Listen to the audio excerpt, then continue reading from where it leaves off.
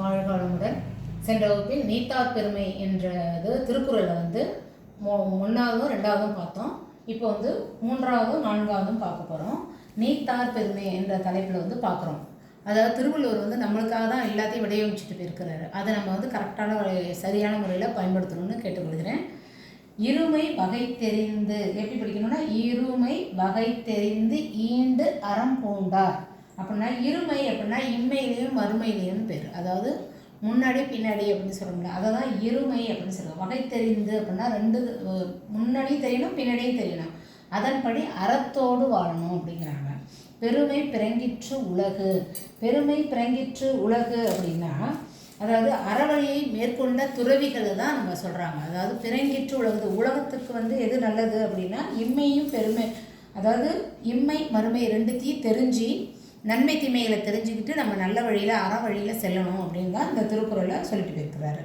இதற்கு உதாரணம் வந்து துறவிகளை சொல்லலாம். துறவிகள் வந்து எதுவும் வேணாம், இந்த உலகத்துலேருந்து எதுவுமே நம்ம எடுத்துகிட்டு போக முடியாது, அதனால் பாவத்தை செய்வேனா, புண்ணியம் மட்டும்தான் நம்மளோட வரும் அப்படிங்கிறனால அறவழியில் செயல்பட்டு அவங்களாம் வாழ்ந்துட்டு போயிருக்கிறாங்க.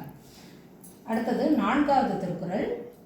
உரன் என்னும், அதாவது உரன் என்னும் தோட்டியான் ஓர் ஐந்தும் காப்பான் வரன் என்னும் வைப்பிற்கோர் வித்து. வித்துன்னா என்ன சொல்லுவோம், ஜென்ரலாக பொதுவாக சொல்கிறது வந்து என்னென்னா, வித்து அப்படின்னா நம்ம என்ன செய்வோம், விதையுமோ. இப்போ ஒரு குடும்பத்தில் வித்து அப்படின்னா அம்மா அப்பாட்டேருந்து வந்தது தான் நம்ம ஒரு விதையாக வந்திருப்போம். அடுத்த ஜெனரேஷன் போகும்போது அடுத்த குழந்தைகளை உருவாக்குறது. அது மாதிரி ஒவ்வொரு குழந்தை நம்ம பெற்றோம் வளர்த்தோம்னு இல்லாமல் நல்ல குழந்தைகளை, பண்புள்ள குழந்தைகளை உருவாக்குறதுல தான் நம்ம அம்மா அப்பாவுக்கு பெருமை. அதே மாதிரி நம்மளுக்கு வந்து 5 புலன்கள் இருக்குது, சென்ஸ் ஆர்கன்ஸ்ன்னு சொல்லுவோம். அந்த 5 புலன்களையே அடக்கி ஆளணும் அப்படிங்கிறாங்க. அதாவது மனசு இப்போ வந்து திடீர்னு இப்போ போவோம், நம்மள்கிட்ட காசு இருக்கா இல்லையான்னு பார்க்காமையே இது வாங்கணும்னு தோணும், அதை போய் வாங்கிடுவோம். அதை கொடுக்கறதுக்கு காசு வேணும்ல. அதாவது மனம் போன போக்கில் வாழக்கூடாது. ஒரு பொண்ணு போகுது அப்படின்னா அவங்க அம்மா அப்பா நல்ல மாதிரியே வளர்த்துருந்தாங்கன்னா அந்த குழந்தையோட கேரக்டரும் சரியாக இருக்கும் அப்படின்னு நம்ம அப்படி இதை தீர்மானிக்கணும். இந்த பொண்ணு நல்ல பொண்ணு, இந்த பையன் கெட்ட பையன் அப்படிலாம் சொல்கிறோம். எதை வச்சு சொல்கிறோம், அந்த 5 புலன்களை அடக்கி ஆளும் குழந்தைகளை பார்க்கும்போது தான் அது மாதிரி எண்ணங்கள் வரும். பெரியவர்களும் அது மாதிரி தான்.